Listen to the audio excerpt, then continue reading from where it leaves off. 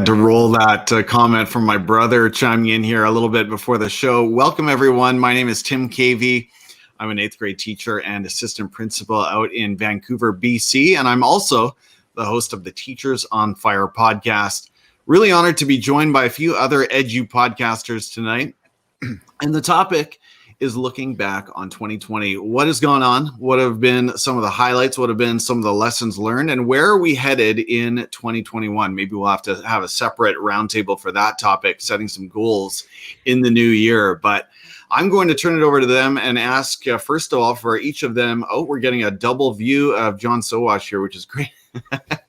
I'm going to ask each of them to introduce themselves and tell us the name of your podcast. So I've already said I'm the host of Teachers on Fire. Eric, over to you. My name's Eric Geis. I'm one of the two hosts of Got Tech, the podcast. Welcome. Jeff Bradbury. Jeff Bradbury, founder of the TeacherCast Educational Network, and coming to you live from Connecticut. All right. And Dan. I, too, am coming live from Connecticut. Wow, look at that. I am the host of the Leader of Learning podcast and recently named the owner and member of the Leader of Learning LLC. All right. Well, congrats on the formalized LLC. And John Sowash. I am not in Connecticut. I am in cold Michigan, host of the Chromebook Classroom podcast. All right, Chromebook Classroom. Well, welcome to all of you. We're a little bit lighter on the numbers this time, and that's fine. We'll have more time to talk. So here we go. First of all, what is one thing that you are celebrating about your podcast in 2020? I have such a mix of reactions when I look back on this year, but one major milestone that I have to point out, I have to look back to and really celebrate is crossing the big 100,000 plays marker. And mind you, that was in Anchor, and I know we've talked in our Voxer thread about whether those plays should count the same way or whether they are valid. But I have no other way of measuring. They're valid, absolutely. I have no other way of measuring, so I'm going to count that as 100,000, and that was a big marker for me to cross. That was back at the end of May, and I'm happy to say that took about 2.25 years after founding. And I should be able to cross 200K well before year 3 is up. So that frequency of plays and downloads is slowly sort of gaining momentum, and that was a big deal. Getting into 6 figures is a really big deal. 7 figures is a long way away, but I'm going to celebrate this one from this year. So as I go to each of you, you don't necessarily have to match with any kind of a download milestone, but like looking back on the year, was it an amazing guest? Was it something new? Was it going on to StreamYard maybe? StreamYard has sort of changed our practice for some of us. Can you tell us about something else that you're celebrating? John, let's go back to you. I feel much more comfortable just with the production workflow. One of my challenges. John, sorry to cut you off.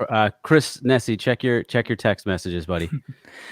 One of the things that is unique about my podcast is I try to do everything on a Chromebook, and so that takes me out of the workflow that is customary for a lot of podcasters. So I had to kind of cobble together different tools and web-based things. And honestly, it took me probably 2.5 years to find the right mix of tools and products. I'm still learning, but I feel it takes me a lot less time to record and produce an episode than it did the first couple of years, which from a motivation standpoint is huge. Because if you're looking at a 4-hour process, it's just like, oh man, I don't know if I can handle this, but it gets better over time. That is a really big deal, and that's a topic we could devote a whole show to, just efficiency and timeline of production. Thanks for that, John. Dan, over to you. 2020 has been a good year for me. I mean, on a content side, purely content, I started the year vowing to myself and my listeners that I was going to publish episodes every week. But then March came along and COVID and school closures, and it got a little difficult, not going to lie. So then I kind of reverted. There's Chris. I reverted back to my every other week release schedule through the spring and summer, and that was great. But then I decided, let me try something a little different. And again, on the content side of things, that's when I quote unquote upped the ante, and we went with a monthly series that I run every month with Rochelle. You guys know Rochelle, and that's been going really good. We've had some really great episodes and awesome discussions, and I'm really proud of what we've been able to create with that series. We've only had 4 episodes so far, but a lot more planned, and I'm really looking forward to this next one. I actually told Chris live here on StreamYard, but on his channel last night, I teased it out a little bit. So you got to go and watch his channel from the ISTE recap day 2 to see what's happening in the next Devil's Advocate episode. So content wise, not too much different in terms of what I'm doing, but how I'm doing it and the frequency at which I'm doing it, I think changed quite a bit. And I'm kind of crunching the numbers as we get closer to the end of the year. And it looks like in 2020 alone, I'll probably do about 50% of the total downloads of my entire show that's been in existence for over 3 years. So I did up the episodes a little bit this year, but the audience is growing as well. So I'm really proud of that. So good, Dan. I've really enjoyed the Devil's Advocate series and really enjoy your sound. Let's go. We've kind of introduced a couple. We've had 2 newcomers, it looks like, maybe more. We'll see who else shows up here. Chris Nesi, tell us about who you are and the name of your podcast.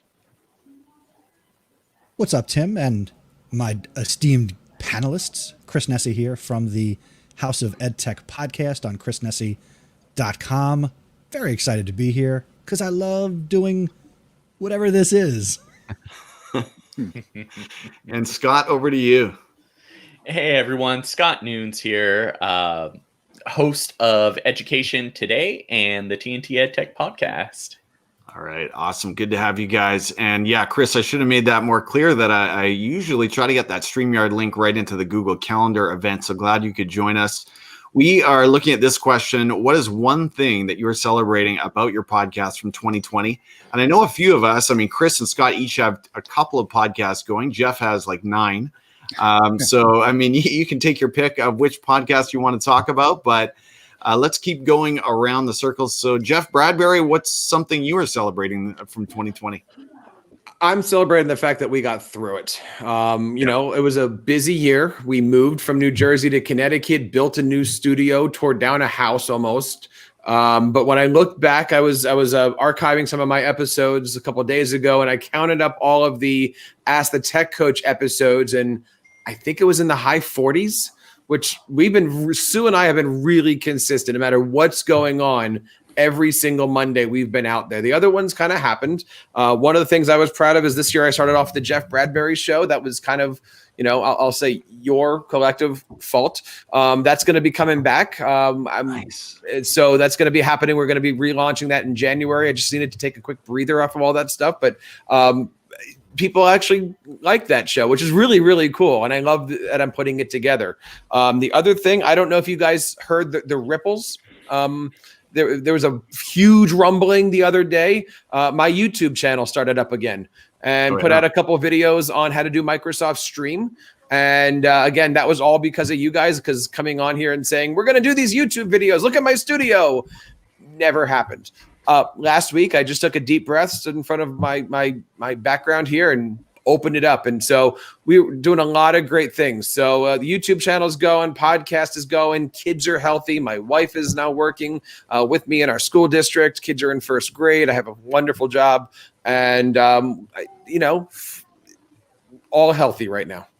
That's great to hear, Jeff. So good. That is all amazing news. Does the heart good. And by the way, I apologize for all of these crazy messages. If anyone knows how to turn off iMessage on a MacBook Pro, I would appreciate your help. I'm clicking around here. It's coming from my computer, so I don't know. If you had a Chromebook, it would do it for you automatically. I'll have a blog post and a video about that tomorrow morning. Look at the new control center. Yes, teachercast.net/YouTube, Chris. Thank you. Tim, speaking of messages, I see Andrew Cavey and Peter Cavey. Aren't one or both of them podcasts podcasters, what they can't join? Yeah, so you know what? Since you mentioned them, I'm going to throw up some brother love here, and I don't want to make this the Tim Cavey show, but Andrew says, all right, 200K, here we come. Thanks, Andrew. And Peter is saying 7 figures play count by end of 2023. Ooh, heading for 1 million in 2 years might be a stretch, but who knows? And Andrew says, nice, can't wait to check out the Jeff Bradbury show. It is a good one.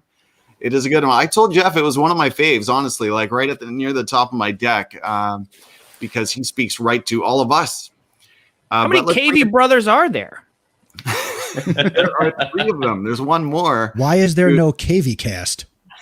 Yeah. Wasn't there one? There was like a hockey show. My right? brother Peter has a show called The Motivated Millennials, so check that out. The staff room is here. Looking good, gentlemen. Sorry, putting final touches on our virtual assembly tomorrow on empathy. Love it. That's probably Che working on that. I know he's put together some big he says, the KV cast. All right. Well, hopefully, and it's actually the 4th brother who is messaging like crazy right now. So hopefully he goes away. But Eric, Nobody cares about Harpo. That's right. Eric, let's bring it back here. What are you celebrating from 2020? I'll tell you what, it has been a tough year with COVID, but one of the things that I'm celebrating is the fact that because COVID happened, we got so busy, I had to find different ways of being more efficient. So I'm kind of celebrating that a little bit because we are putting out more content on YouTube, through our podcast, and all that, just because we're learning how to do things more efficiently and better. And most of that's coming from watching, listening to everyone in this group and some of the people that are typically here, their stuff as well. That's right. We got a couple of big time YouTubers in here and that's so cool. I mean, that's one of those silver linings for sure. Chris, what are you celebrating from 2020? I'm celebrating completing 7 years of this. You know, I started my podcast journey back in 2014, which by 2020 standards might as well be 40 years ago. I enjoy what I do. I enjoy creating the content, which is always a celebration to put my voice, amplify the voices of others through guests and, you know, House of EdTech VIPs. I'm celebrating having the courage at the start of this school year to step away from producing my own, hosting my own show and letting somebody else sit in the power chair, as I call it. You know, shout out to Derek Larson for stepping in. I don't know how many podcasters would be comfortable putting another voice, featuring another voice entirely on their show. And, you know, I'm excited to be stepping back behind the microphone, doing these ISTE live shows, and just 2021 is only 20 something days away. And, you know, we got through it, like Jeff said. Yeah, for sure. For sure. Well put. Scott, I don't know if you can top that, but maybe the founding of Education Today, is that a highlight for you? You know, in a sense, yeah, I'm really pleased with this latest series with Education Today that I'm gradually releasing. And it focuses on people that I admire. In fact, you were on there, Tim, and Jeff Gargis is the latest one. And I'm excited to share, hopefully tomorrow, Daniel Del Real. He is a great model. I encourage you all to check him out. He's a huge fan of Ed Millett and who's the guy we follow? Gary Vee. There we go. Sorry, I'm tired. I got dad brain, new baby. I'm not sleeping much these days. You know, for me, the success would be non-podcast related. I've had to hit pause a bit, you know, miss some of my normal release days. It's been a bit messy, and I've talked about that on the podcast as well. But the big success and happiness has come from the new position as an EdTech coach and all of the roles and hats that I wear under that EdTech coach umbrella.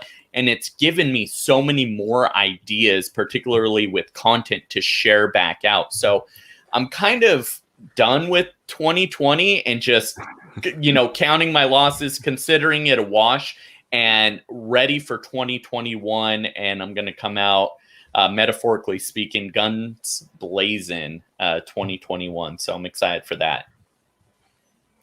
That sounds awesome. Love that note. Question number 3, what did you learn about your podcasting or podcasting in general in 2020? Hopefully we're all students of the craft. I'll admit nothing in particular is jumping to mind here for me, so I'm going to throw this one out. Who's got something that you learned about your podcast this year? I would love to start this one actually for a couple reasons. One, Jeff mentioned the Jeff Bradbury show before, and the last episode that Jeff published at this point was one that really resonated with me, and it was about as a content creator why it's a good idea to form an LLC. It was something that I had considered before, but not super seriously, and I recently took steps, like I mentioned in my introduction, to do that.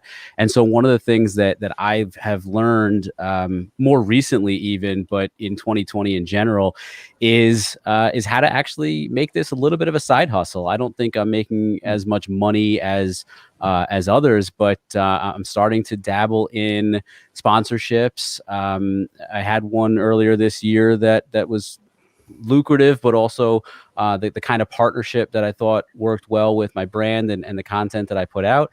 And I'm working on one behind the scenes right now that obviously I can't really divulge too much about, but looking to do some things there as well. And it's just an awesome feeling to know that, not only is my content resonating with the people who listen to it, but that there are companies out there who have latched on to the brand and the message behind the brand, kind of that vision and mission that we talk about all the time, that is behind what I do. And it means a lot, not just that they would pay me to sponsor episodes that I put out, but just that they feel like me and my show are the right avenue to help them get where they need to be as well. So it's been a really cool journey lately to go on. So thank you, Jeff, and thank you to everyone in here who has supported me in that venture as well.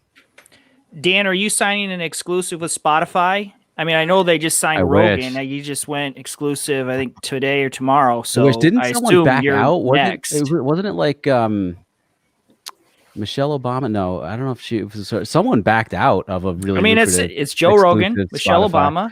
Dan Kreiness. I should be next. I definitely should be. It's the trifecta. I forgot to mention that I earned my doctorate degree in 2020 as well. That has nothing to do with the podcast, I suppose, but it really made 2020 much better than it would have been otherwise. It looks good on the show thumbnail, Dr. Dan Kreiness. That's true.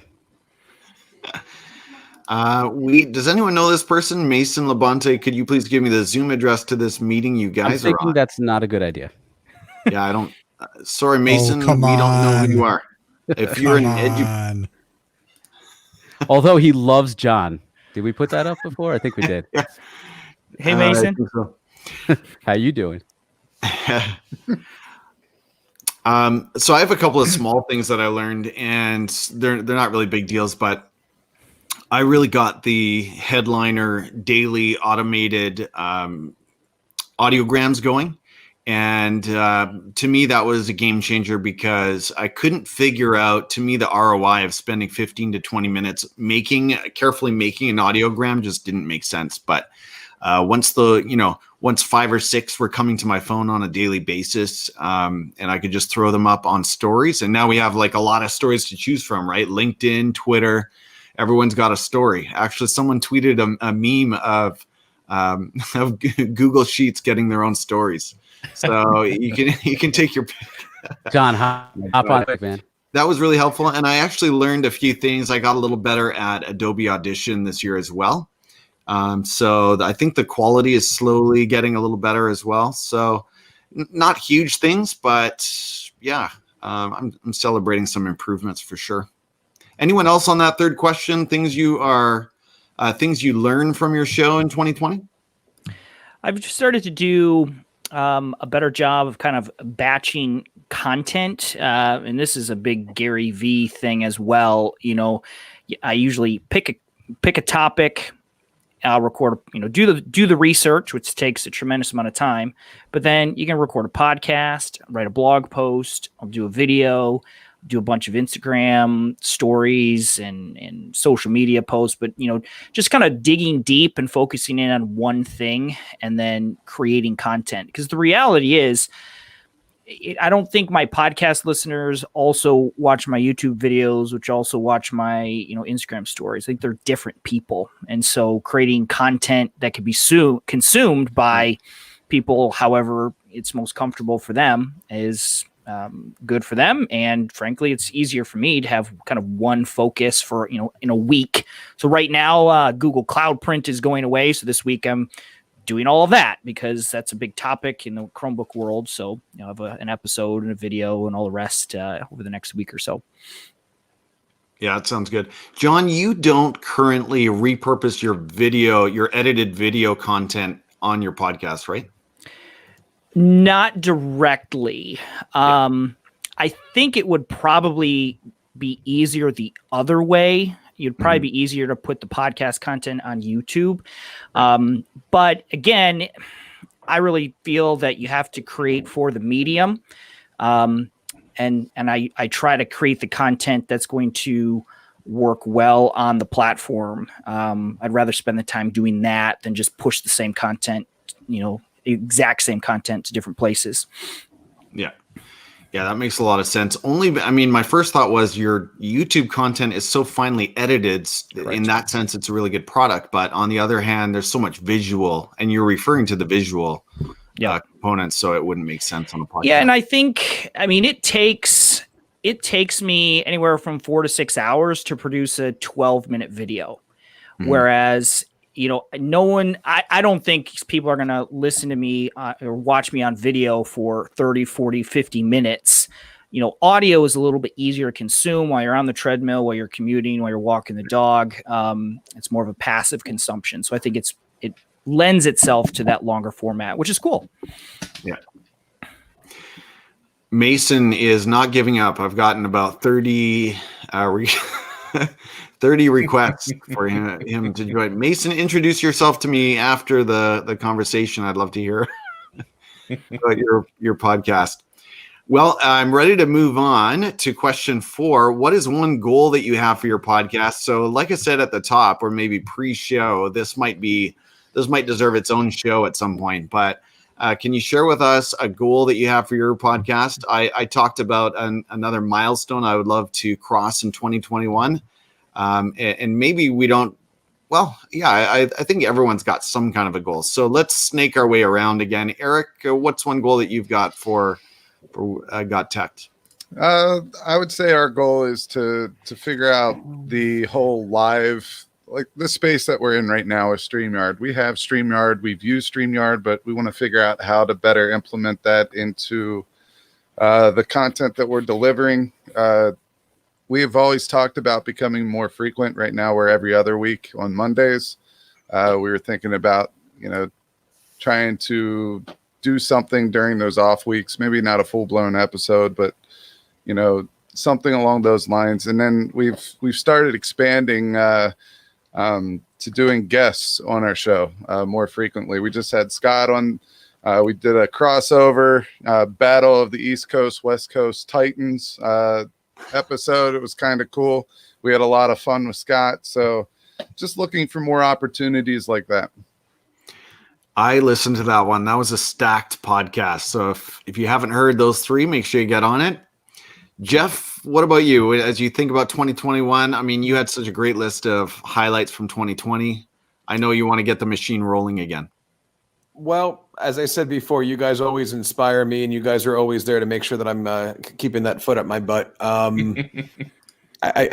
definitely want to go for the book deal this year. Nice. And I know the topic. I've talked to some publishers, and once it happens, I'll let you guys know. But that's the big goal. Is I need to finally just do that. I too have that goal. Are you going with, let's call them a tier 1 publisher or a tier 2 publisher? Do you know what I'm talking about? All I know is that when they read my stuff, they'll be crying with lots of tears. All right. I have no idea what you're saying. when Just I I'm waiting for have yet Mason to to come chime up in on that. Mason, was that okay? Did you get that one, Mason? Mason's given up, I think, but I've yet to come up with a better name for it. I know Dan and I have talked about this, but in education, coming into the PLN and all of this world a couple of years ago, you discover you've got your DBC, your EduMatch, your Elevate.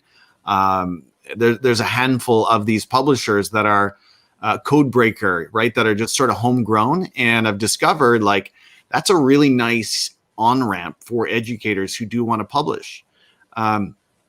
There's sort of pros and cons, right? Because you're not going with a Penguin or a Random House, or you're not necessarily getting into every bookstore across America. So it's a different, again, easier to get into the game.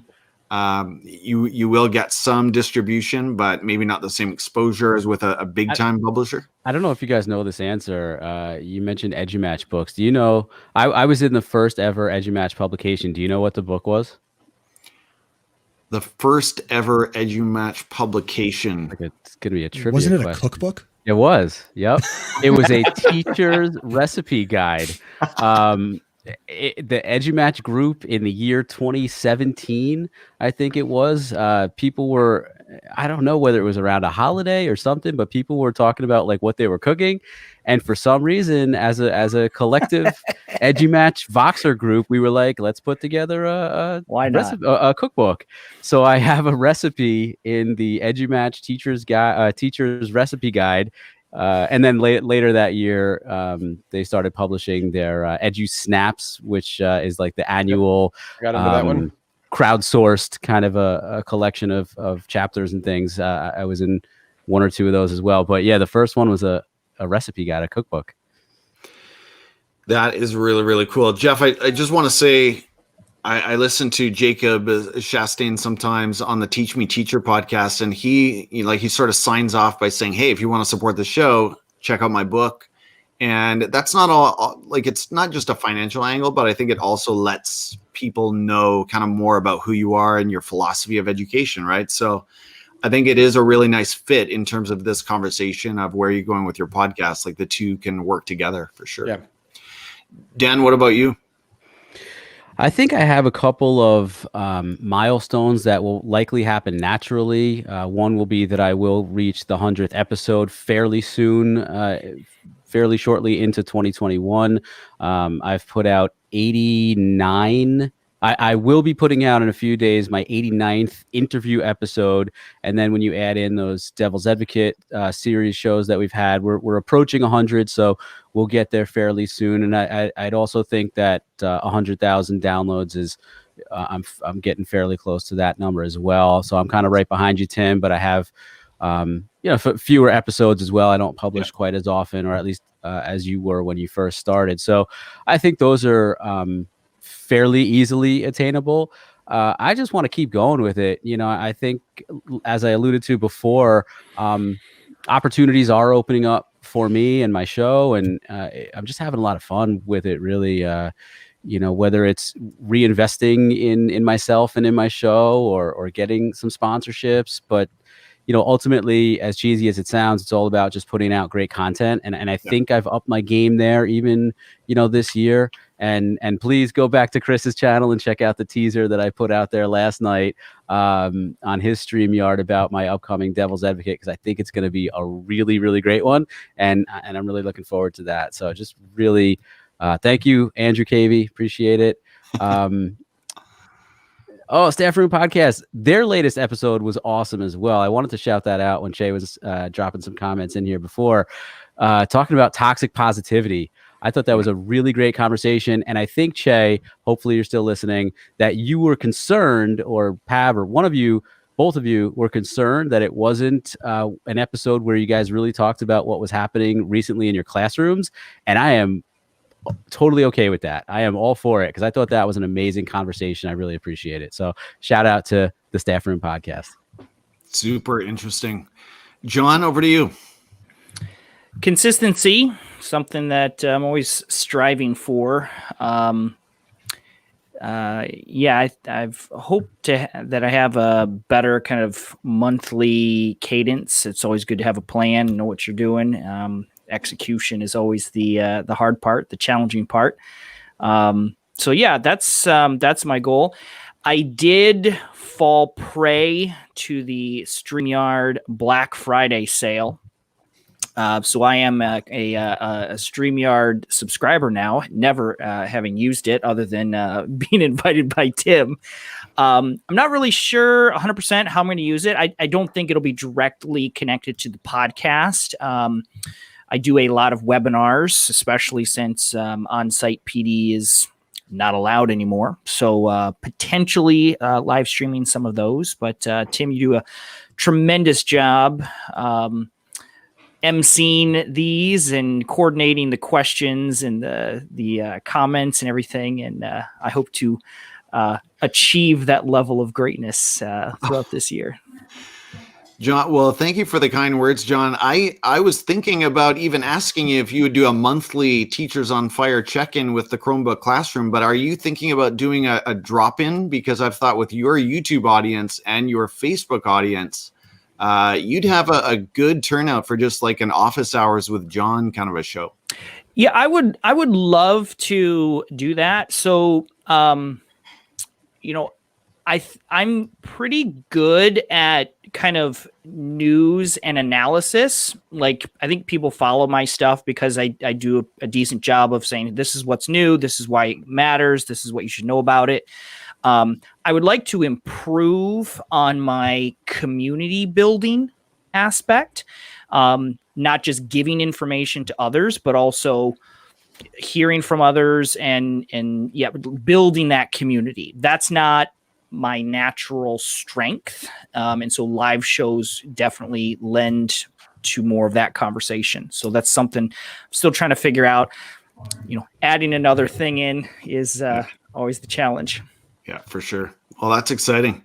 Chris, what about you? Are you getting back in the saddle? I am back in the saddle. I'm looking forward to 2021 in terms of getting more guests, having more dynamic conversations. I'm excited that, and actually I think AJ might be watching, not sure. But I'm looking forward to a side project that is a podcast that has nothing to do with education, but allows us to flex the creative muscles. And that's a Yankee podcast that we're excited to do. And I'm looking forward to, hanging out with AJ and talking baseball once the season gets going, and we're having fun just using our gear and not talking about Danielson or ed tech or empathy or grace or all the other things that are certainly important, but just want to talk a little baseball. So I'm looking forward to that. With the House of Ed Tech and Podcast PD and, the Education Podcast Network, I'd like to but find podcasts that are subject specific. And, I'm looking for, math podcasts, language arts podcasts. I want to find the people doing that type of content creation and amplify their voice.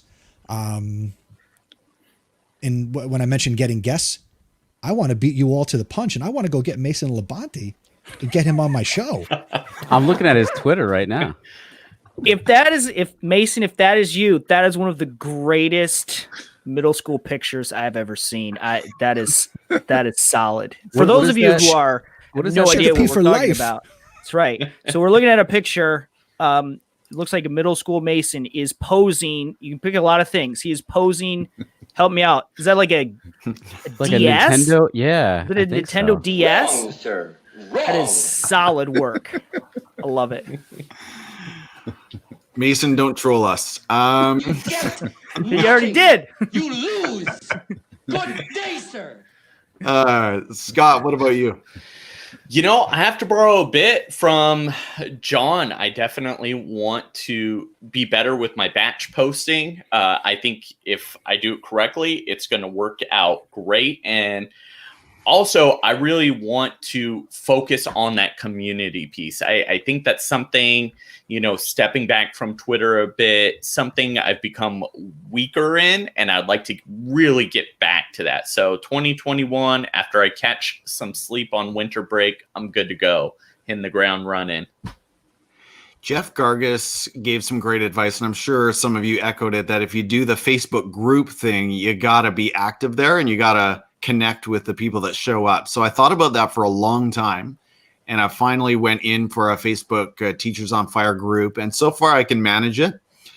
Try to get in there a few times a week, and it's been a good thing, I think. Try to keep my content out of there just as a place to hang out and talk teacher stuff. But the community building piece is tough for sure in terms of time. I just want to say, Chris, I might be stealing your thunder a little bit. These comments are fantastic. And first of all, Andrew Cavey, I really appreciate not only him just watching, but actually like following the conversation and rooting us on. That's a tremendous. And Staff Room Podcast made a suggestion for Chris and AJ's an upcoming episode. That's awesome. Jason, you steal my thunder. I was just going to say that, Tim, you're opening up a Facebook plot of land, and today I just shut one down. I'm done with Facebook for community. Oh yeah, why? Talk about that, Chris. Well, there's a number of other podcasts that I listen to, and I finally got on the Discord train. So a few weeks ago, I started promoting and inviting people from the Facebook group to a House of EdTech Discord channel, which, if you're not familiar with Discord, it's primarily used in like the gaming world, but you can set up these online spaces. It kind of works like Slack, but it's built to, do live streaming and different things like that. I just grew tired of basically in the last 6 months being censored in my own Facebook group by Facebook. So I was encountering a lot of issues posting things and sharing things, and I feel I should have a lot more control than I did. So I packed up my ball and I'm going to a new playground. All right. I did not expect censorship was kind of the answer there, but that is interesting. That gives me more questions, but let's keep going. Yeah, the Discord thing is something I heard from I was listening to a YouTube podcast, about YouTube creators yesterday, and he was all about bringing in people to his Discord channel for a small Patreon fee. Yeah. Would yours be free, Chris, or Patreon? It's free. That's my favorite 4-letter F word. Yeah. All right. We're starting to wrap up here, but tell us about the next piece of content that you have cooking right now. What is coming up next for you, Eric Geis? Short term, we're doing a distance learning, hybrid simultaneous learning guide that we put out the first version of it. It's the short version, but we're going to put out the long version here shortly. In the background, just like most of the people in here, it seems like I have started outlining my book that I want to try to focus on a little bit.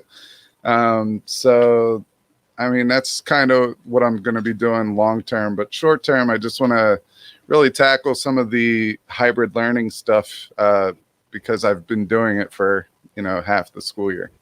Yeah, for sure. Put that to some good use. Jeff Bradbury, what about you? Podcast coming out, so check out masoncast.com, and we're going to be launching in early January, and it's going to be a duo show, just Mason and Jeff, and we're going to have seriously, looking forward to some great time here with the family as we go through. Like I said, the Jeff show is going to get started up very soon, and looking forward to oh my god. And, I did not see that one coming, and looking for I can't just go on.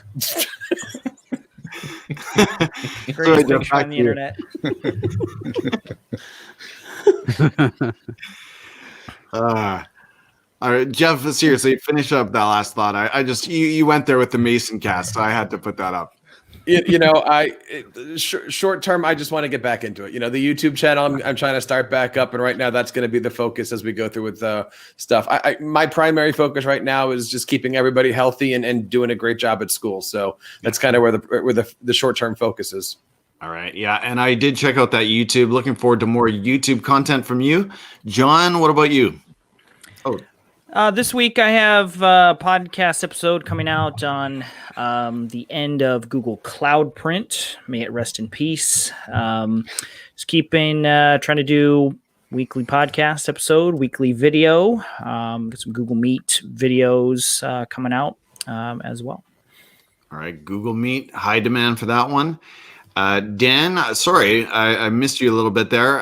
What is the next piece of content? I think you mentioned it earlier, but tell us again the next episode coming up on your podcast. Well, I've been teasing all night because I wanted people to go to Chris's channel. But the very next interview episode I have coming out in a few days is with actually the third member of the third of four members of the crew that Chris got together last night. We were talking about the ISTE recap. Jesse Lubinsky, who just this week had a book published with him and a couple of co-authors on esports.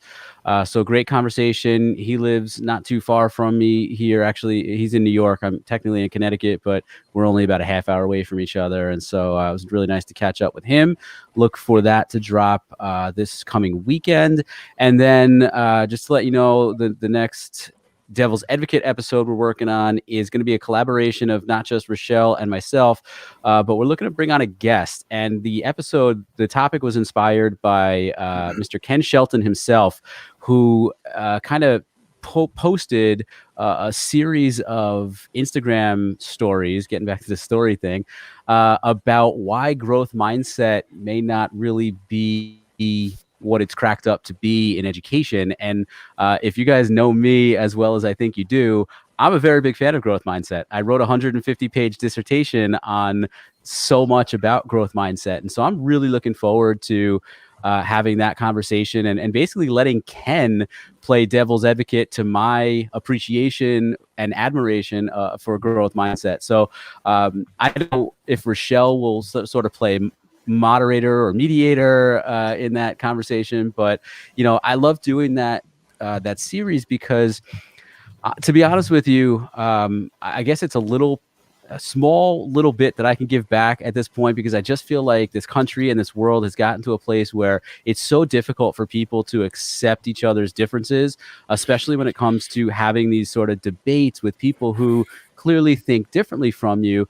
And yet we forget sometimes how to keep it respectful, not take it personally. If Ken Shelton comes onto the show and he's talking about why he hates growth mindset and I love it, I'm not going to think less of him. I think he's tremendous. His thoughts and opinions I'm super respectful of what he says and what he thinks. So I'm all for it. I'm really looking forward to that conversation. So barring some sort of scheduling fiasco, we should have him on the next Devil's Advocate series episode as well. All right, congrats on that. That's a big land. And by the way, Jesse Lubinsky, it's funny you mentioned him because Chris, you had him on your show, on your YouTube channel live last night. I tuned into some of that. So Chris, take it away. Yeah, so in terms of content, as we're doing this in 17 minutes, I'll be live again doing a ISTE recap live call-in show, YouTube channel, StreamYard, the whole thing. A lot of fun, and I'm releasing the audio from those as bonus episodes of the House of EdTech. So while I'm normally on a fortnightly schedule, we're rocking 7 straight days of content this week. So that's a lot of fun. And then Sunday, coming up, we have another episode with Derek Larson running solo.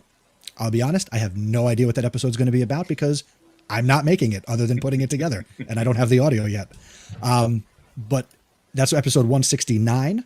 Episode 170 comes out on December 20th, and that is the 7th annual House of EdTech App Smackdown, which I believe Eric Geis will be featured in that episode. Dan Kreiness will be featured in that episode.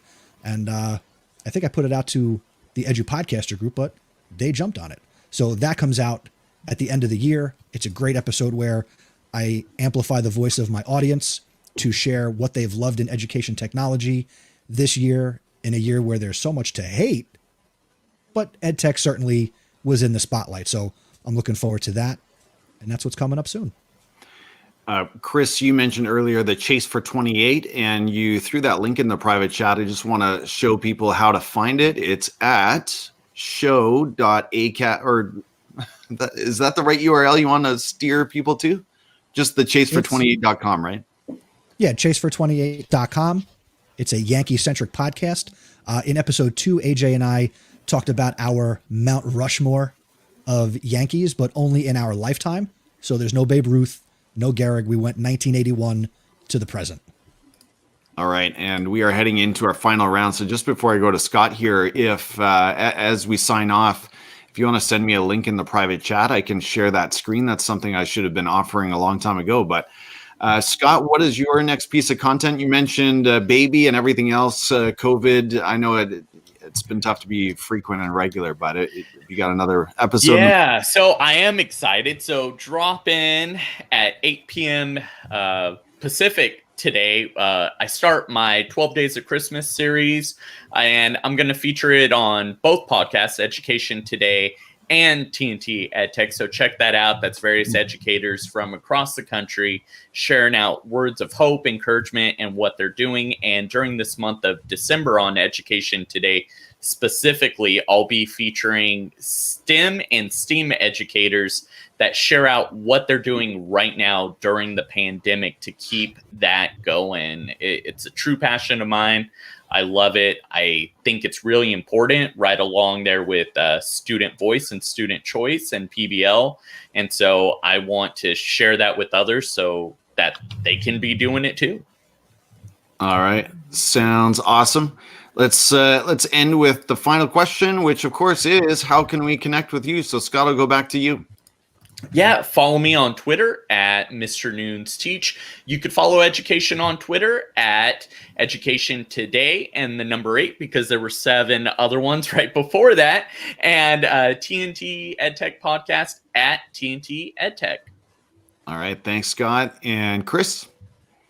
You can follow me on Twitter at Mr. Nessie, MRNESI. And everything about me is at chrisnessie.com. And Chris, you've got this show in 14 minutes. Where should people go to find that if they're joining us right now? If you want to switch over to that, go to chrisnessie.com/live. There we go. Thanks, Chris. Thanks for joining us tonight. John? Yeah, you can follow me on all the socials, JR Sowash, just like you see on the screen there. And then if you just Google Chromebook Classroom, you'll find the podcast, the website, the blog, and all the rest. Awesome. Dan? First, another shout out to Andrew Cavey. He has pulled through and stuck with us the whole 47 minutes now. Amazing. Really appreciate that. I see. I'm like, I sound like I'm joking, but I'm really serious. That's awesome. I appreciate it very much. You can find me, my handles below, pretty much on all the socials, Dr. Kreines, Dr_KREINESS. The website is leaderoflearning.com, and everywhere where you can find podcasts, you will find Leader of Learning, now Leader of Learning LLC, but leaderoflearning.com is the hub. Awesome. Jeff Bradbury? You can find me over at the TeacherCast Educational Network at teachercast.net. And if you're looking for any information about things like building your LLC and doing all that branding stuff, you can go to buildyouredubrand.com. And thanks so much. It's great to see everybody. Likewise. Eric? On Twitter at GeistGotTech. It's right underneath me. And you can go to our website, which is gottech.com. And Chris Mason wants the link for your next show, so he's warmed up, ready to go for you. Well, if you are joining us on the replay and you're looking for more information about this conversation, head on over to teachersonfire.net. I'll have the YouTube embed and the timestamps from this conversation. So you'll also be able to link up with the people that you have heard here in this conversation. And coming up this Saturday morning, back on the Teachers on Fire Roundtable, we're going to be talking about teacher fitness. Not to make anyone feel bad. We've all checked off the treadmill for a while, but teacher fitness will be the topic. So come and join people like Tara Martin. Who else is there? Mark Ryan, Mr. Run and Rant, Che and Pav from the Staff Room Podcast, Nick Mann from Teacher Fit, and a number of others will be on hand. So hopefully that will inspire all of us as we head into the Christmas season and set some New Year's fitness goals. Gentlemen, I'm back to editing report cards. Thank you so much for sharing some of your evening with me tonight. You all inspire me. Have a wonderful Christmas season and take care. Bye-bye.